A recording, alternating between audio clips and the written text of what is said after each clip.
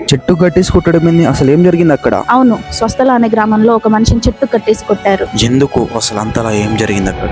ఆ గ్రామంలో సావిత్రి తన భర్త మరియు 2 పిల్లలతో నివసిస్తుంది. సావిత్రికి అదే గ్రామానికి చెందిన రాజు అనే వ్యక్తితో గత 8 ఏళ్లుగా వివాహేతర సంబంధం ఉంది. అంటే అతని చావుకు అక్రమ సంబంధమే కారణమా? అక్రమ సంబంధమే అని చెప్పలేం, అందులో డబ్బు కూడా ముడిపడింది. అంటే ఈ విషయం సావిత్రి భర్తకు తెలుసా? లేదు, మొదట్లో తెలీదు. తెలుసుకున్న తర్వాత సావిత్రితో గొడవ పడి పుట్టింటికి పంపించేశాడు. అంటే వాళ్ళిద్దరు విడిపోయారా? లేదు, సావిత్రి పుట్టింటి వాళ్ళు ఆమె భర్తతో మాట్లాడి మళ్ళీ కాపురానికి పంపించారు. అంటే ఇప్పుడు వాళ్ళు హ్యాపీగా ఉన్నారా? లేదు, కాపురానికి వచ్చిన కొద్ది రోజులకి సావిత్రి మళ్ళీ రాజుకి కాల్ చేసింది. ఎందుకు? తనతో మాట్లాడాలని, ఇంట్లో ఎవరూ లేరని ఇంటికి రమ్మని. సావిత్రిని గుడ్డిగా నమ్మిన రాజు ఆమె ఇంటికి వెళ్ళాడు. ఇంటికి వెళ్లిన రాజుని, నీ పేరు మీద ఉన్న ల్యాండ్ నమ్మి నాకు డబ్బు ఇవ్వు అని సావిత్రి డిమాండ్ మరి చేసింది. ఇంతకు రాజు ఒప్పుకున్నాడా? లేదు, అతను నిరాకరించాడు. అతను నిరాకరించడంతో అప్పటి వరకు అదే ఇంట్లో దాక్కొని ఉన్న సావిత్రి భర్త మరియు కూతురు బయటకు వచ్చి రాజుపై కారంతో దాడి చేసి బయటికి తీసుకెళ్లి చెట్టుకు కట్టేసి అతన్ని ప్రాణం పోయేలా కొట్టారు. ఈ విషయం తెలుసుకున్న రాజు బంధువులు అక్కడికి చేరుకొని కొన ఊపిరితో ఉన్న రాజుని హాస్పిటల్ తరలించారు. హాస్పిటల్లో రాజు చికిత్స పొందుతూ మరణించారు.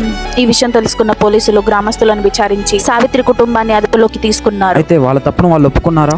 అవును, వాళ్ళ తప్పును ఒప్పుకొని స్వచ్ఛందంగా పోలీసులకు లొంగిపోయారు. అంటే ఇప్పుడు పోలీసులు వాళ్ళని అరెస్ట్ చేశారు, కానీ అరెస్ట్ అయిన 3 నెలల్లో బయటకు వచ్చి ఇప్పుడు హ్యాపీగా మరి తిరుగుతున్నారు. ఇప్పుడు రాజు కుటుంబ పరిస్థితి ఏంటి? ఎత్తుకు అందొచ్చిన కొడుకును కోల్పోయి ఇప్పుడు ఆ తల్లి ఒంటరిగా జీవిస్తుంది. కొన్ని అనివార్య కారణాల వల్ల ఊరు పేరు, మనుషుల పేర్లు మార్చడం జరిగింది. ఇది మన తెలంగాణలో జరిగిన real incident. Do follow for more videos.